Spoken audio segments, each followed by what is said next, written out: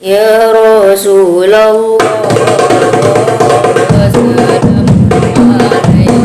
alaika ya Rabbi asyari wa darani al-fatayani. Sebelum tonton, yuk klik tombol subscribe-nya dan klik juga loncengnya. Terima kasih, selamat menonton.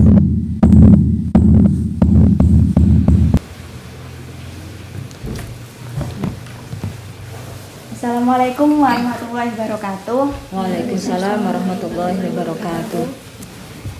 Alhamdulillah pada kesempatan kali ini kita semua dapat berkumpul kembali. Dan kali ini kita akan membahas bagaimana mempotensikan 4 kecerdasan, yaitu kecerdasan intelektual, kecerdasan emosi, kecerdasan sikap, maupun kecerdasan spiritual yang akan membentuk alam bawah sadar kita. Sebuah kesadaran. Yang akan membentuk sebuah kesadaran kita. Gitu kan Umi? Ya. Nah, baiklah, mari kita serahkan sepenuhnya kepada Umi kita. Monggo Umi, mungkin Ya. bisa dimulai. Baik. Assalamualaikum warahmatullahi wabarakatuh. Waalaikumsalam warahmatullahi wabarakatuh. Alhamdulillah ya, berjumpa lagi dengan diiringi rasa bersyukur kepada Allah Subhanahu wa taala. Kita masih dianugerahi kesehatan, kesegaran, kebahagiaan, semangat ya. Sebuah anugerah yang luar biasa yang tentunya ini juga bagian dari apa yang bisa kita syukuri untuk kemudian kita sikapi dengan melakukan hal-hal yang positif. Dan semoga aja kegiatan saat ini, obrolan kita pagi ini merupakan salah satu dari kegiatan yang positif yang nanti akan bisa bermanfaat baik untuk kita semua ya, maupun untuk masyarakat yang secara umum mungkin bisa mengikuti dari hari ke hari obrolan santai kita, yang khususnya di sini kita akan membahas tentang bagaimana kita memahami sebuah potensi, yaitu potensi kecerdasan ya. Karena memang itu adalah potensi yang memang itu juga anugerah dari Allah ya. Jadi ini adalah bagian salah satu kita untuk bertadabbur ya, bagaimana kita memahami diri kita yang pada diri kita Allah sudah menganugerahi segala potensi yang itu akan sangat sayang dan akan sangat sia-sia ketika kita tidak bisa menggali atau mempotensikannya. Padahal ada kesempatan untuk itu. Karena melalui itulah nanti kita akan menjadi pribadi yang insya Allah seimbang dalam membentuk sebuah kepribadian yang bersikap atau berkarakter positif. Baik, tadi disampaikan oleh Kak Rahma tadi ya, bahwa kita akan membahas tentang bagaimana kita mempotensikan 4 kecerdasan. Khususnya di sini kita mencoba untuk mendialogkan 4 kecerdasan dengan pengalaman alam bawah sadar. Nah, di sini memunculkan satu istilah baru, itu alam bawah sadar. Nah, apa itu sih alam bawah sadar? Nah, ini perlu diketahui ya, bahwa memang dalam alam sadar manusia itu ada alam sadar, ada alam bawah sadar. Alam sadar itu sesuatu yang melahirkan sebuah kesadaran kita, yang itu melawaskan sebuah perilaku. Kita mau apa, kita harus bagaimana, tujuan kita apa melakukan kegiatan, itu kita sadar dan kita lakukan ya. Kemudian alam bawah sadar itu isinya banyak. Di sana ada pengalaman, ada mungkin juga pengetahuan, ada pengalaman yang bersifat kognitif maupun pengalaman yang bersifat emosi ya, ataupun pengalaman-pengalaman kehidupan yang sempat melahirkan emosi-emosi tertentu. Apakah itu menyenangkan, apakah itu menjengkelkan, menyakitkan, mengecewakan, yang itu pernah kita alami, yang kemudian seiring berjalannya waktu pengalaman-pengalaman itu ternyata tidak hilang sama sekali, dalam alam kesadaran kita. Kemana masuknya? Masuk ke dalam alam bawah sadar. Ada yang kalau itu terrefleksikan secara kesadaran membentuk sebuah perilaku yang itu kesadaran, artinya dia mampu memahami, mengarik pelajaran dari sebuah pengalaman itu, membentuk sebuah pengetahuan baru, menemukan sebuah nilai yang akhirnya membentuk sebuah perilaku, maka itu adalah refleksi dari alam kesadaran yang telah mampu untuk memahami, memaknai dari sebuah pengalaman. Tetapi tidak sedikit perilaku kita terkadang merupakan refleksi dalam bawah sadar kita, tidak kita sadari. Ya, misalnya mungkin sikap jutek kita, sikap jutek itu apa? Ya. Culas itu ya, mudah marah, ya, judes, ya, gampang tersinggung. Ada perbedaan sedikit di tengah teman, terus ngambek, mungkin kemudian mencak-mencak atau apalah segala hal yang negatif misalnya. Itu sebenarnya tidak lain merupakan refleksi dari alam bawah sadarnya. Kenapa dia seperti itu? Kalau dalam ilmu psikologi kita kan mesti akan membaca orang itu, kenapa dia begitu, mesti kita akan melihat ada latar belakang apa, kenapa seperti itu gitu kan. Dari sisi kecerdasan itu menunjukkan bahwa dia belum mencapai pada taraf kecerdasan emosional ya, karena dia masih mudah merefleksikan emosi-emosi yang negatif dalam pergaulan, sehingga bisa jadi sikapnya itu atau refleksi emosinya itu membuat orang lain merasa nggak nyaman gitu ya, nggak nyaman berteman dengan dia karena tersinggungan, gampang marah, atau kadang suka berpikir positif negatif pada kita, misalnya seperti itu, atau itu merugikan diri sendiri juga kan, dan banyak hal misalnya, atau juga karena memang sejak kecil dia terbiasa hidup di lingkungan keluarga yang terlalu sering mengikuti apa yang menjadi keinginannya, terlalu mendapatkan kemudahan, jarang mendapatkan kesulitan atau mengenal sebuah perjuangan untuk mencapai suatu keinginan, sehingga itu akan terbawa ketika ia remaja.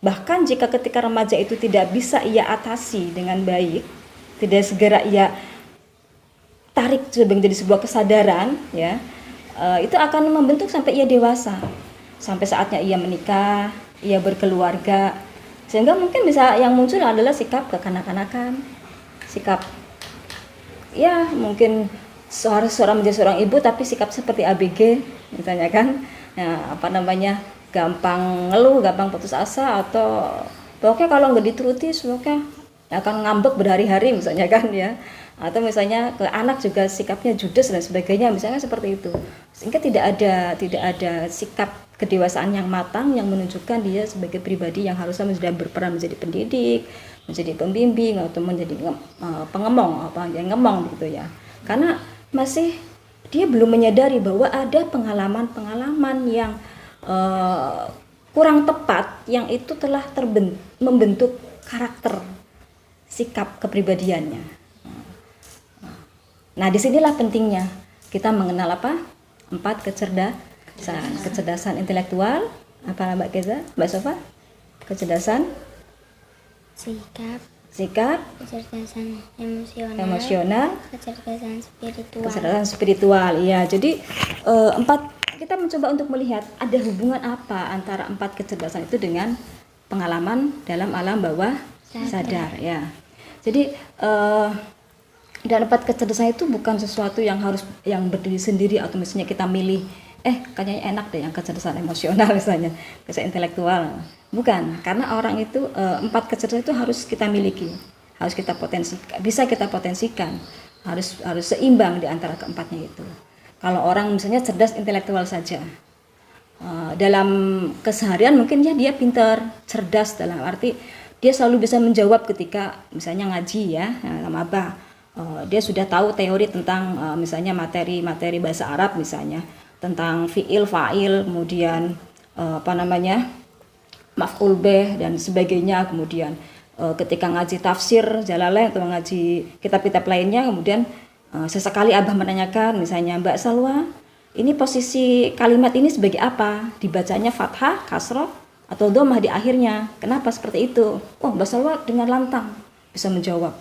Artinya apa yang pernah dipelajari dalam materi bahasa Arab bisa Mbak Salwa terapkan untuk memahami struktur, katakanlah kalau dalam bahasa Indonesia ya, bahasa Inggris ya, peran atau posisi kalimat dalam sebuah tarkib dalam sebuah teks kajian kitab misalnya.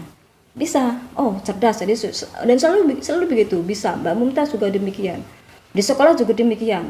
Setiap soal ada ulangan mesti nilainya bagus-bagus saja. Oh, berarti cerdas secara intelektual, dan mungkin juga menyelesaikan masalah-masalah keseharian mungkin bisa tepat, tetapi ternyata di balik itu secara emosional belum terkontrol. Misalnya ketika biasanya saya tuh ulangan nilainya 100 atau paling sedikit 8, tetapi kok pada suatu ketika nilainya 7 atau 6 misalnya, mesti itu akan, kalau dia tidak bisa mengendalikan emosi, akan sedih nggak Mbak Mumtaz? Kalau pernah Mbak Mumtaz mengalami itu, ulangan dapat nilai berapa Mbak Mumtaz misalnya ketika Mbak Mumtaz masa sedih? 75. Sedih tidak ketika itu? Sedihnya karena mungkin Mbak Mumtaz yang dapat segitu, yang lainnya tinggi, ataukah memang karena biasanya Mbak Mumtaz nilainya 9 tapi sekarang kok 75 gitu? Padahal 75 itu udah termasuk standar lebih dari cukup ya. Tapi Mbak Mumtaz sedih ya. Sampai berapa hari berlarut-larut tidak sedihnya? Ya waktu bagi itu aja. Terus. Oke. Nah, berarti di sini hanya di pagi itu. Setelah itu kemudian Mbak Mumtaz ada upaya untuk merenung atau berpikir apa sehingga membuat Mbak Mumtaz kemudian bisa bersikap biasa lagi? Ya, kalau Mumtaz itu biasanya, oh berarti Mumtaz itu kurang belajarnya, berarti Mumtaz harus nambah waktu belajarnya.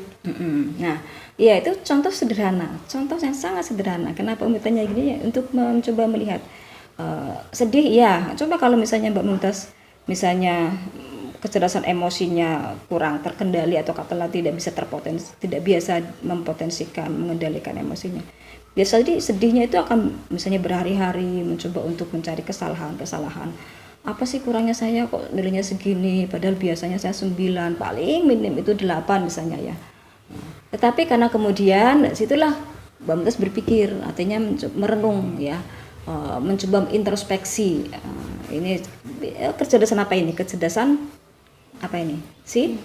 Keseringan sikap, bersikap untuk belajar, atau kecerdasan sikap, kecerdasan emosi untuk tidak terlalu larut ya. Jadi disitulah memang masing-masing potensi emosi intelektual itu saat itulah kemudian, meskipun kita tidak bisa memastikan berapa persentasenya, tapi ada kegiatan berpikir secara rasional bahwa orang itu tidak selalu mendapat nilai bagus, karena suatu waktu orang itu mesti akan menghadapi sesuatu yang tidak diinginkan itu kan. Kemudian sehingga itulah yang akhirnya meredam emosi orang untuk kenapa sih harus sedih, atau besok saya bisa perbaiki lagi. Kalau saya sedih terus nanti malah saya nggak bisa belajar, saya malah nggak nyaman gitu kan. Jadi di situ ada sebuah kontrol ya, kendali dari secara intelektual, secara emosional, kemudian secara sikap melalui bentuk sikapnya dengan menjadi lebih giat belajar, lebih belajar untuk kelemahan saya kemarin segini di apanya, mana yang kekurangan, dan saya bagaimana untuk menutupi kekurangan itu misalnya. Kemudian akhirnya terbentuklah sikap yang tetap kembali survive itu ya, tetap semangat belajar, punya optimis, dan yang itu bagaimana supaya itu tidak terulang. Nah, bisa jadi kemampuan Mbak Mumtaz untuk mencoba menetralisir, katakanlah ya, menyeimbangkan supaya tidak berlebihan dalam kesedihan ya, itu juga tidak terlepas dari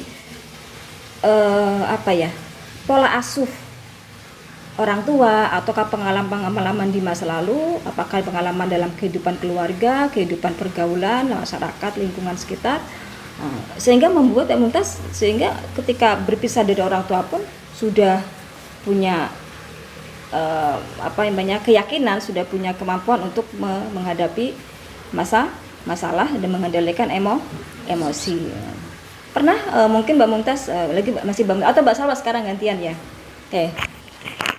Jadi Mbak Salwa pernah misalnya coba ada pengalaman traumatik atau pengalaman apa yang mungkin sekarang masih membayang atau mencoba ada keterkaitan apa antara yang sekarang, pengalaman sekarang dengan pengalaman yang masa lalu? Mbak Mumtaz silakan. Mbak Salwa ya. Mungkin kalau Salwa itu ada saat-saat tertentu untuk merenung diri. Soalnya kadang itu rasa-rasa nggak enak gitu datang secara tiba-tiba. Tapi mungkin itu datangnya waktu lingkungan sekitar membuat jengkel Salwa, atau ya mungkin bisa katakan seperti itu. Ya. Mbak Via, mungkin ada yang mau diceritakan? Dulu itu pernah kayak bertengkar sama teman. Iya. Ya karena kesalahpahaman sedikit, tapi karena ada teman yang lain Melerai atau apa? enggak, malah memanasi. Memanas-manasi ya. Terus jadinya sampai sekarang juga belum begitu baik. Oh, dengan teman di pondok atau di mana? Di sekolah. Di sekolah. Sekarang sudah berpisah pun masih punya perasaan tidak baik. Iya. Ah. Enggak kayak dulu kan dekat. Gitu. Tapi sekarang lah dalam Mbak Via sendiri apa yang dirasakan? Ya. Masih marah atau masih bagaimana? Enggak, ya menyesal karena dulu lebih mendengarkan teman yang manas-manasi itu. Iya. Sekarang sudah mulai disadari ya. Iya. Kalau dulu itu Mbak Via lebih didorong oleh alam bawah sadar. Ada masukan karena apa? Karena di situ dia sedang marah, kemudian ada masukan yang justru menambah kemarahan misalnya. Tanpa disadari kemudian itu terlepas dalam bentuk perilaku ya, perilakunya yang mungkin masih berpikir negatif terhadap temannya itu ya. Padahal ketika itu Mbak Via merasa benar begitu kan. Padahal dia tidak sadari bahwa perilaku seperti itu sebenarnya sesuatu yang mestinya tidak baik kan begitu kan ya. Oke. Nah sekarang mencoba untuk bagaimana melihat peristiwa itu menjadi sebuah kesadaran bahwa dalam hubungan pertemanan itu memang dibutuhkan adanya pemahaman diri dan pemahaman orang lain dan bagaimana kita harus mensikapinya gitu ya. Oke, sekarang Mbak Keza, ada yang bisa Mbak Keza ceritakan pengalaman terkait dengan pengalaman terkait dengan ini aja. Nanti dari pengalaman itu Mbak Keza bisa menjelaskan bahwa di situ posisi atau dimensi spiritual, dimensi intelektual atau dimensi emosional atau dimensi sikap yang dari peristiwa yang Mbak Keza alami misalnya. Kalau saya terkadang bermain bersama teman, kalau ada sikap teman yang tidak saya suka, terkadang emosi teman yang tidak bisa dikontrolkan, yang membuat saya jengkel dan membuat timbul rasa kecemburuan saya terhadap teman yang terkadang suka saya tidak bisa menahan rasa sikap itu. Ya, oke. Sekarang coba Mbak Sofia. Mbak Sofia, contoh satu bentuk perilaku sajalah ya yang bisa Mbak Sofia uraikan. Seperti misalnya apa ya? Misalnya perilaku Mbak Sofia menyapu, membersihkan rumah misalnya. Kenapa sih kok tiba-tiba melakukan itu? Padahal misalnya dari uminya atau dari kakaknya nggak menyuruh, tiba-tiba menyapu misalnya. Itu contoh perilaku yang sederhana mungkin. Karena kemarin Umi melihat Mbak Sofia kok tiba-tiba menyapu, padahal Umi nggak nyuruh, nggak minta untuk menyapukan misalnya. Contoh apa itu? Itu contoh bentuk apa itu? Jadi kecerdasan apa itu? itu contoh bentuk kecerdasan sikap. Kecerdasan sikap. Iya, kenapa? Karena alasan saya menyapu itu kalau melihat ruangan yang kotor itu saya nggak nyaman. Terus kalau misalnya ruangannya sudah saya sapu, saya bersihkan, itu toh akibatnya juga ke kita sendiri sama orang lain. Pasti orang lain atau kita pasti nyaman di tempat itu. Iya. Sudah? Iya, jadi kecerdasan sikap yang kemarin sudah kita obrolkan juga, bahwa kecerdasan sikap juga salah satu faktornya adalah diantaranya apa? Adanya kebiasaan. Maka itulah kenapa di lembaga-lembaga pendidikan, di pesantren misalnya, salah satu metode dalam pembelajaran, dalam metode pendidikan itu adalah bagaimana membentuk kebiasaan yang positif untuk santri. Misalnya kebiasaan tidak hanya dalam kebiasaan membentuk kewajiban untuk selalu sholat berjamaah, kemudian kewajiban untuk mengikuti segala kegiatan aktivitas ngaji, atau di luar kita itu juga hal-hal yang positif yang itu adalah bagian dari pendidikan secara utuh, secara menyeluruh. Maka dan itu tidak bisa dibentuk secara instan, tetapi harus adanya pembiasaan, ya. Sehingga yang tadinya tidak terbiasa di rumahnya mungkin biasa, kalau dipulang itu namanya orang tua kan biasa memang inginnya menyenangkan anak saja kan, terus pakai yang penting anak senang misalnya, yang penting mau belajar, udah masalah yang lainnya udah biar orang tua semua yang menyelesaikan, saya kan gitu kan. Tapi ada hal yang itulah tujuannya kenapa mungkin orang tua menyekolahkan memondokkan anaknya misalnya kan, itu tujuannya untuk mendapat pendidikan yang sekiranya itu nanti akan membentuk sisi lain dari kehidupan santri, yang tidak hanya belajar membentuk kecerdasan intelektual, tapi juga kecerdasan emosi, kecerdasan sikap dan spiritual. Dan disitulah yang disadari ataupun tidak disadari akan membentuk santri sebagai pribadi yang condong pada sikap-sikap yang positif gitu ya.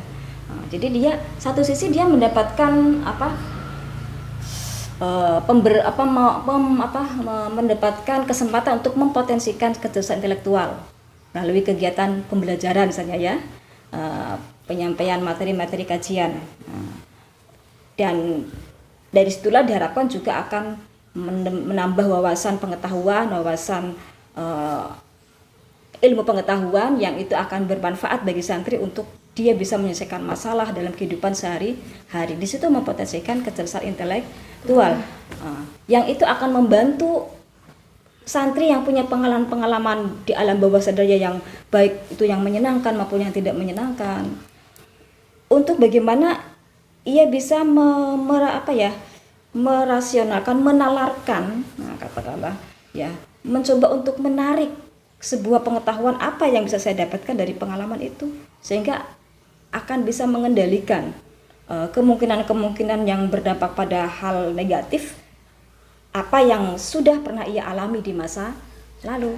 Ya, kita misalnya tadi kebiasaan dimanjakan atau pengalaman yang traumatik yang tidak menyenangkan, sebuah kesedihan, kemarahan, kebencian, baik itu kepada orang-orang di masa lalunya misalnya kan, pada siapapun. Bagaimana kemudian ia mencoba untuk ketika ada sebuah pencerahan melalui pengajian yang yang dibimbing oleh abah misalnya, atau oleh dalam pengalaman di pesantren misalnya, bagaimana itu kemudian diambil sebagai sebuah dari alam bawah sadar, dijadikan sebagai sebuah kesadaran untuk dulu ayah ibu saya pernah marah ketika saya tidak mau belajar, bahkan saya dikurangi sangunya misalnya kan, itu sebenarnya untuk saya pintar, untuk saya bisa memahami kesalahan misalnya kan, menjadi sebuah pengetahuan yang direnungkan, dipikirkan gitu ya, untuk menemukan kenapa saya begini, jadi karena seperti ini, seperti itu kan, kemampuan berpikir, potensi kecerdasan intelektual untuk melihat sisi rasionalisasi dari sebuah pengalaman gitu ya, sehingga tidak marah. Kemudian emosional, dengan adanya kesadaran intelektual itulah kemudian itu yang akan akhirnya bisa meredam, mengendalikan emosi. Misalnya Mbak Via, misalnya kita pernah punya pengalaman, misalnya pengalaman membenci seorang atau kok tidak suka, pernah marah, tetapi untuk apa sih saya marah, untuk apa, ketika kemudian kita dihadapkan pada pergaulan yang baru, ada perbedaan misalnya, oke lah kalau sebentar nggak apa-apa jengkel atau agak sedikit marah sebagai refleksi emosional manusia yang normal gitu ya, tidak apa-apa. Kita marah, jengkel pada sesuatu yang memang misalnya hak kita kok digunakan orang lain atau apa, tapi sebentar saja, tidak sampai berlarut-larut. Di sini kemudian muncul kecerdasan emosi dan kecerdasan spiritual, dan akhirnya kecerdasan sikap. Kecerdasan emosinya kita meredam, gak usah marah untuk teman kok, bagaimanapun kita terdapat teman, di sisi lain dia ada sisi positifnya. Masuk kecerdasan spiritual, bahwa tiap manusia itu punya kekurangan dan punya kelebihan. Bagaimanapun dia itu teman, suatu waktu mungkin saya akan membutuhkan dia, dan suatu waktu dia pun akan memiliki sesuatu yang bisa saya mintai bantuan misalnya, atau ada sisi positifnya. Maka alah cuma begitu aja kok, belajar ikhlas, belajar ikhlas, ridho gitu ya, berbagi begitu kan. Spiritual itu nilai ya, nilai keutamaan dalam persahabatan, nilai ikhlas, nilai bersyukur ya.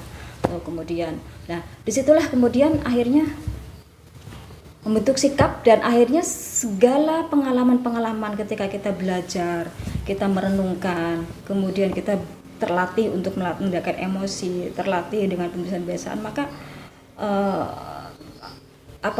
itu akan membantu kita ketika kita mencoba untuk melihat sisi masa lalu kehidupan kita yang mungkin menyenangkan, yang mungkin menyedihkan, bahkan bisa dikata sesuatu yang sebenarnya sampai sekarang saya masih sakit, masih takut, karena pengalaman itu benar-benar pengalaman yang traumatik, masih membekas dalam perasaan, membekas dalam pikiran. Kalau tidak didialogkan dengan kemampuan kita mempotensikan empat kecerdasan itu tadi ya, maka kita akan hidup selalu dalam rasa takut, selalu dalam tekanan. Dalam psikologi ada itu teori bahwa orang sekarang itu ditentukan oleh pengalaman masa lalu. Kalau masa lalunya ada pengalaman traumatik, maka kedepannya dia akan hidupnya penuh tekanan. Ada kasus ini ya, jadi sebentar ya, mungkin waktu mau habis, tapi ada kasus misalnya pernah ada satu kasus pelaku kriminal mutilasi, kriminal pedofil, tahu pedofil? Tidak, kekerasan seksual yang dilakukan oleh seorang laki-laki dewasa pada anak laki-laki gitu ya. Jadi kekerasan seksual itu, kenapa dia menjadi pelaku itu? Karena ternyata dalam sejarah hidupnya dia pun dulu pernah menjadi korban. Secara psikologi memang itu bisa saja terjadi ya, bahwa orang yang mengalami perlakuan tindak kekerasan di masa kecil, masa lalu, itu cenderung lebih besar dia akan menjadi pelaku tindak kekerasan ketika ia dewasa. Kenapa itu terjadi? Karena pengalaman yang tidak menyenangkan, yang traumatik itu ketika itu dia tidak bisa berontak, tidak bisa melawan. Tetapi itu tidak hilang rasa marah, rasa benci, rasa dendam, tidak hilang. Tetapi tanpa disadari dia masuk dalam alam bawah sadar, meskipun kemudian dia kembali ke masyarakat normal, kayaknya biasa-biasa saja, sekolah, pekerjaan normal. Tetapi ternyata karena tidak diimbangi, didialogkan dengan kecerdasan emosional yang baik, kecerdasan intelektual, bahkan sampai kecerdasan spiritual, maka bayangan-bayangan dalam alam bawah sadar itu tidak hilang, dan akhirnya tanpa disadari akan membentuk perilaku yang mungkin bisa melebihi dari perilaku orang yang pernah melakukan kekerasan pada dia. Jadi dia pun akan, ketika dia sudah menemukan objek yang tepat bagi dia, maka dia akan melakukan kekerasan. Mungkin ketika dia sudah berkeluarga, pada anaknya, pada istrinya, pada pasangannya, katakanlah ya, mungkin juga pada orang lain. Karena apa? Karena tidak didialogkan dengan kecerdasan intelektual, emosional, sikap, dan spiritual. Itu membutuhkan proses melalui kegiatan belajar, kegiatan mengaji. Nah, disinilah mungkin kalian bisa menarik hikmah ya. Jadi memang pertama kita bersyukur, mempotensikan kecerdasan spiritual ya, bersyukur kepada Allah. Kenapa? Bersyukur punya kesempatan untuk belajar di usia remaja, sehingga ada banyak pengetahuan yang bisa saya serap untuk bekal saya menuju tahap perkembangan usia dewasa, sehingga di masa remaja ini saya benar-benar sudah bisa mempersiapkan diri saya untuk bagaimana saya menjadi individu dewasa yang bisa mempotensikan empat kecerdasan tadi, sehingga bisa mendialogkan atau membentuk pengalaman-pengalaman masa lalu dalam alam bawah sadar menjadi sebuah kesadaran untuk kemudian bagaimana saya harus bersikap, bagaimana saya harus berpikir secara sehat, bagaimana saya harus menempatkan emosi secara tepat, dan akhirnya bagaimana saya senantiasa menjadikan keimanan kepada Allah sebagai dasar dalam melahirkan, membentuk perilaku-perilaku yang positif ya. Jadi itu Umi kira ya, semoga bisa ditangkap ya, bisa dipahami. Nanti kalau ada yang ingin diskusikan mungkin di luar setelah ini bisa dalam ngobrol santai bisa kita lanjutkan lagi. Baik, terima kasih. Saya kira cukup untuk pembahasan kali ini, bahwa memang penting untuk kita sejak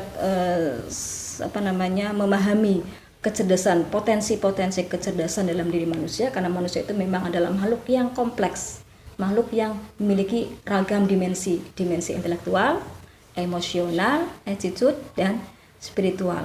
Keempatnya ini harus dipotensikan dengan tepat gitu ya, dengan tepat untuk membentuk karakter kepribadian yang seimbang. Jadi itu yang dengan demikian juga, sepahit apapun kita pernah punya pengalaman di masa lalu, tidak sampai membuat kita memiliki perasaan tertekan, perasaan takut, trauma, sehingga membuat kita menjadi diam di tempat, artinya tidak punya gairah untuk menjadi lebih baik atau menjadi pribadi yang lebih berkembang dan maju serta bermanfaat bagi masyarakat. Terima kasih. Kita tutup dengan membaca bersama-sama Alhamdulillahirabbil alamin. Terima kasih. Assalamualaikum warahmatullahi wabarakatuh. Waalaikumsalam.